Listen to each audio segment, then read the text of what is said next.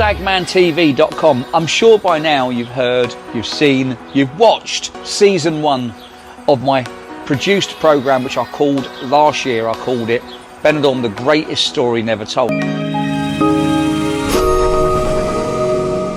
Now, the reason I named it Benidorm, the greatest story never told, was because there was so much that you didn't know about Benidorm, and I wanted you to know, I wanted you to see everything, and I wanted you to see some of the most amazing people that Benidorm has to offer the world, and some of the people that have lived here for many, many years and have helped create the perfect, most amazing place to visit. The season 1 programme that I made was all about characters that are actual people here in Benidorm, but now we're on to season 2. Now, season 2 is called Stagman World, which I've sourced, filmed, produced and rolled out, especially for you. Season 2 is a little bit more about the sort of antics and things that me, Jade, my team, and a lot of brand new faces get up to here in Benidorm. Now, some of these new faces you're going to recognise, some of them maybe you haven't seen just yet, but you're going to. So please always remember, we appreciate your support. Me, Frank the Stagman, my team, my crew, my family, we all love you. Thank you for watching season 2, stagmantv.com. Season 2, of course, is called Stagman World. You know that. As I'm sure you all know, Jade Benidorm, very, very famous in Benidorm for many, many things, i.e. her shows, her performing, her personality, her business leadership, and of course, just basically being Jade. Well, let's go back in time and let's find out a little bit more about Jade. Right here, season 2, Stagman World, of course, of stagmantv.com. Have you said you wanted the what? Motherfucking beach bar. You know that.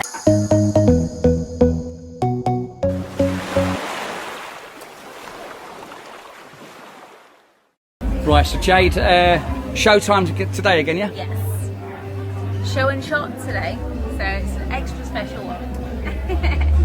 So this one's for a birthday, it's his 60th birthday, but I've been told not to go easy on him, to absolutely destroy the man. I don't know what he's done wrong to his friends, but they really want me to ruin him. Miller's Beach Bar, you know that. FK him, or go home. Yeah. Woo! We're in Benidorm. This is Jade Benidorm, here she is.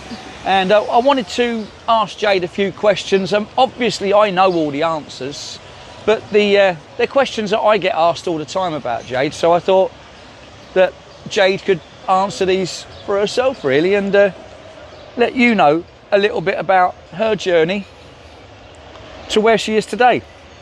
So I guess starting off, Jade, with life before. Let's go back to life before Spain. So just before we came to Spain, we were living in Skegness. My parents owned a hotel. They bought that 10 years before, and it was a good environment. Like, Skegness was a good place to grow up in. It wasn't like a rough area or anything, so it was good in that sense. But in the hotel, there wasn't much living accommodation, so there was one room for my parents, but myself and my brothers never really had a room. We were moved about into whatever room was available at the time, and just generally living out of a suitcase. Yeah, so the guests basically would have used all the other accommodations, and whatever room was free, yeah, was kind of... So as somebody checked out, we'd clean the room, and then we'd move in for a few days or a week until it was no longer available again, and then we'd hopefully move out into another one. There was a few times where there wasn't one to move into, so it was sleep on a recliner chair for a few days. And in my case, I generally found my bedroom to be the airing cupboard. So where all the sheets and cleaning stuff was kept for the hotel ended up being my bedroom.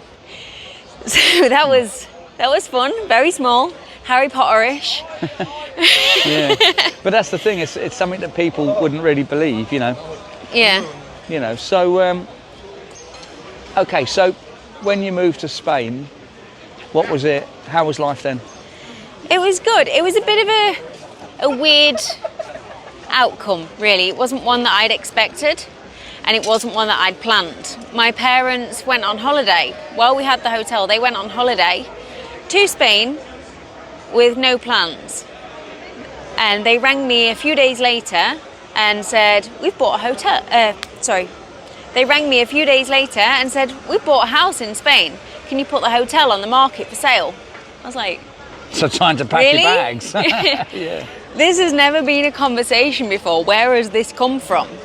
And they literally said, you know, this is what we're doing. Move with or move out. It's your choice. So basically move to Spain with them, or move. Yeah. Or get, move. Yeah. Get out and do your own thing and try and survive.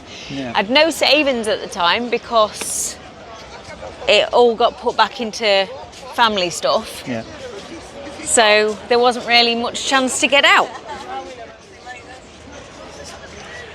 But then we moved to Spain and it turned out to be a pretty good choice. We moved to a little village where there was basically me and probably 3 other people under 65. So it was a very quiet environment. There wasn't much to do and it was a very, very small village. But while there, I managed to do OU and get my teaching qualifications and everything like that. So that was good. That was something good that came out of it. But it still wasn't really for me. So I did that for a few years and got myself into more difficult and sticky situations, but ones that I couldn't really get myself out of because I was having to pay my parents' mortgage and bills and things like that. So it was kind of A lot of pressure. a difficult lifestyle, to be honest. A lot of pressure. Yeah. A lot of people wouldn't think it. They see you now. They see you with Ferraris, Lamborghinis. Yeah. They see you with the BMW, the M6, and all that. They, you know, I think You people. wouldn't think that, like 10 years ago, I was literally living on what we called 1 in a million chance soup. And it was 1 in a million chance you'd find a bit of meat. God. That was how bad off we were. Yeah. But it is That's what how it it is. was. Yeah. Come a long way since then. Well,